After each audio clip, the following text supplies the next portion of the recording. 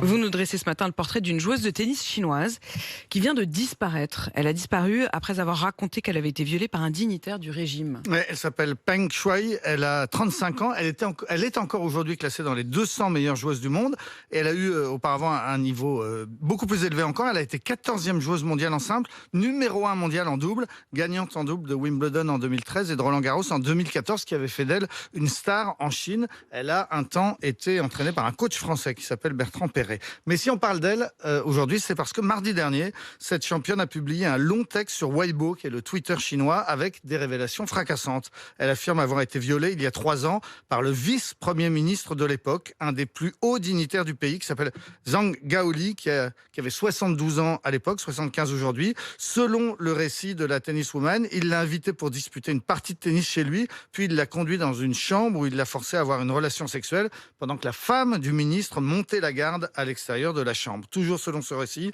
la championne est ensuite devenue la maîtresse de l'homme politique jusqu'à très récemment.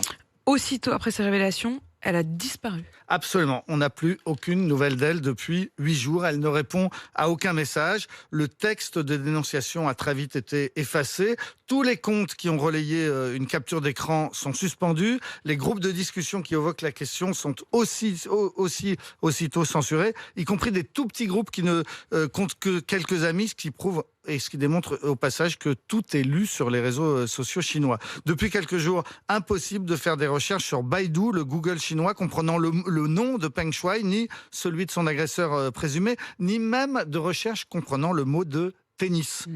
Si, c'est la première fois en Chine qu'un haut responsable politique se retrouve mêlé à un scandale sexuel. Les autorités sont déterminées à tout faire pour étouffer l'affaire, pour qu'on n'entende plus parler ni de cette joueuse, ni de ce vice-premier ministre qui, de toute façon, était récemment parti à la retraite. Le MeToo chinois, qui peut-être démarre Commence. enfin.